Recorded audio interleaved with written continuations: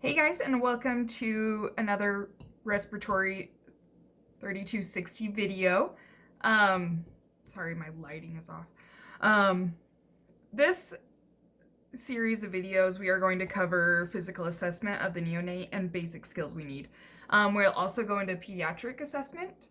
So we're going to start this first video. We're going to go over head to toe physical assessment of the neopeds patient, monitor management, SpO2 monitoring, temperature management, and placement and assessment of an orogastric tube. So when we first assess our patient, be it neonate or pediatric patient, we want to cover the big things. Is our patient breathing? What is the color of our skin? What are the colors of our mucous membranes? Are we listen to the different sounds? Are we grunting? Are we having nasal flaring? Are we having retractions? So some of the different places we will note retractions would be suprasternal, supraclavicular, intercostal, and subcostal. These are the most common places you will see retractions occurring. If you have dark mucous membranes that are cyanotic, that is an indication that we are hypoxic and having issues. Nasal flaring is an indication that we are having respiratory distress. The baby or the child is literally trying to open their own physical airway in order to increase the amount of air they're getting into their lungs. You can also check nail beds. You will notice with newborns, they have up to 10 minutes to an hour for what's called acrocyanosis to go away, which is if centrally they are pink and receiving oxygen, their lips and gums are nice and pink and well oxygenated, but the tips of their hands and their feet are slightly blue.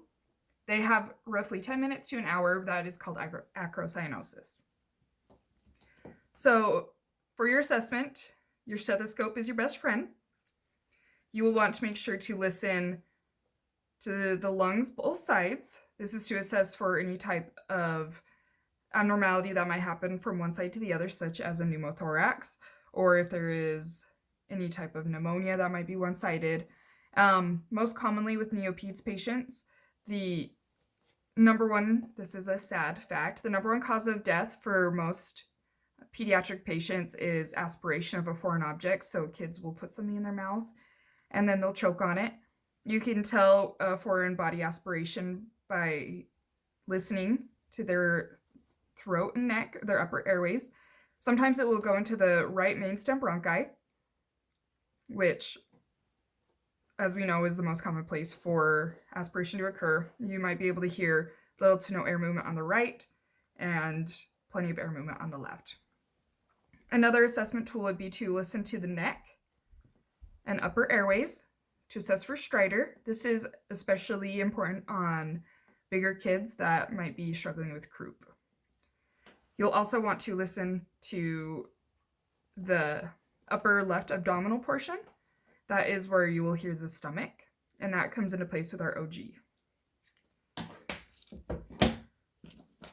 So SpO2 monitoring, most common pediatric ones look like this. They are sticky. Ignore the docket. You will notice they have these two monitors here. What's best to do is one will light up and one will read. You want to try to get them parallel with each other. So find a place on the newborn or pediatric patient that you can do it for both. Typically with newborns, we like to do it on the right when we're first doing it because that is preductal for their heart. So you could put it on their wrist or their hand, and then you plug it in to your monitor. This is what's called a posy cover. This helps to cover your monitor, your SpO2 monitor. Helps protect it, helps protect the patient, and gives you a more accurate read. For skin integrity, you'll want to change SpO2 monitors every 6 to 12 hours, different locations, whether it be different places on the same limb, different limbs, different sides depending on what you're monitoring. If you're monitoring pre and post ductal saturations, that is most commonly used with either cardiac defects or pulmonary hypertension. You'll monitor pre and post ductal saturations. And you just do that by taking it off and moving the probe and covering it up again with your posy.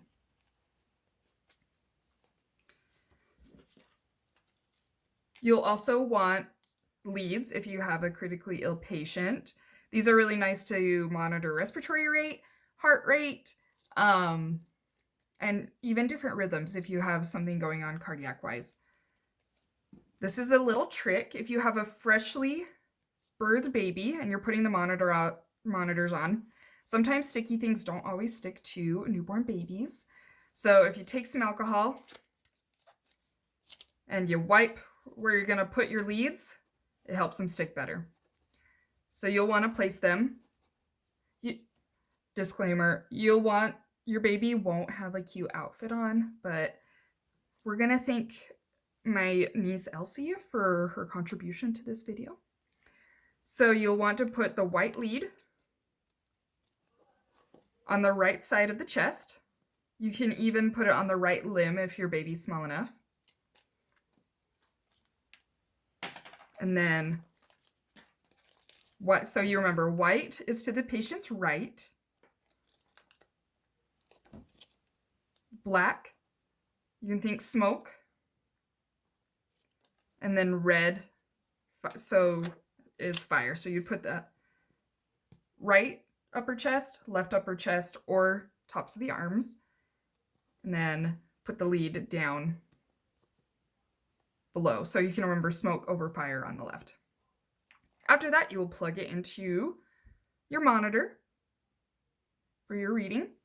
I like to tuck these into the diaper, just with the little tab. It helps kind of keep them organized in the bed.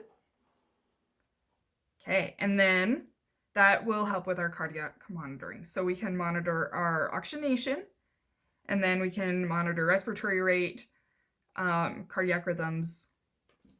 So we have a glimpse of all the basic vital signs. The next monitor we'll use is for temperature. Temperature is a lot more prevalent and important in the assessment process of a neonate or pediatric patient. Cold babies don't breathe well and they don't do well and their heart rate drops. So if I can teach you guys one thing is keep your babies warm, because they'll do a lot better if they're warm. So temperature monitoring due to lack of body fat and being cold and wet when they're first born, and also increased risks of infections, if that's a consideration for your patient. Temperature monitoring is of vital importance. So this is a cover for a temperature probe. You'll just have a cable. It'll look similar to the end of this. You'll put the cable on a area that doesn't have any bone. So an area full of, that would have lots of vasculature. We would want to put it such as over the abdomen in order to be able to monitor a central process. So then we'll cover it up. And then we will take an axillary temperature in order to calibrate and make sure that we are appropriately monitoring our temperature of our baby. Okay. Last thing is OG placement. We do this for multiple reasons.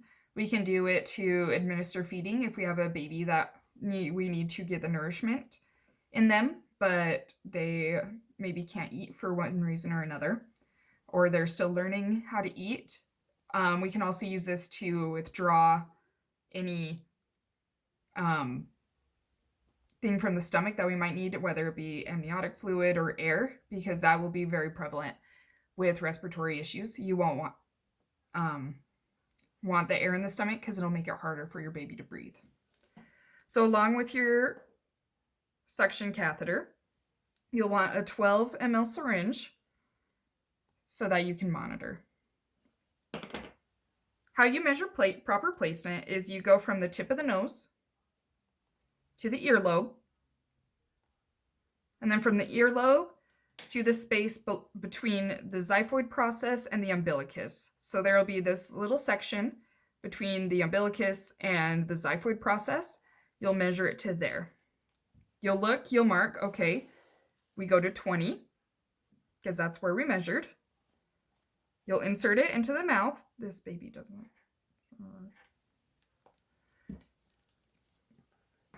And what you'll do is you'll take your 12 ml syringe once it's inserted into your baby and secured, and you'll pull back. And one of the confirmations for that you are in the stomach is you will have gastric content come into the syringe. If not, then you might potentially be in the lungs, and that could be extremely harmful because you could potentially feed your lungs instead of your baby. So you can tell by pulling back and seeing what you get. Another way to confirm is to take some air in your syringe, putting it over the upper left abdomen and pushing air, because pushing air into either the stomach or the lungs will not hurt the baby, but it will help confirm. If you hear gurgles in the stomach, which is where our upper left abdomen, then you will be confirmed into the stomach. You can also confirm this with a chest x-ray on placement. So this is the first portion of monitoring, physical assessment. Take your time to listen to your baby. Make sure that you watch for the small cues. It's the small cues on infants. They don't come right out and tell you, hey, I'm dying, hey, I'm sick. It's watching, making sure your heart rate is in the right place. Listening for crackles, listening for different wheezes that might occur. Your stethoscope is your best friend.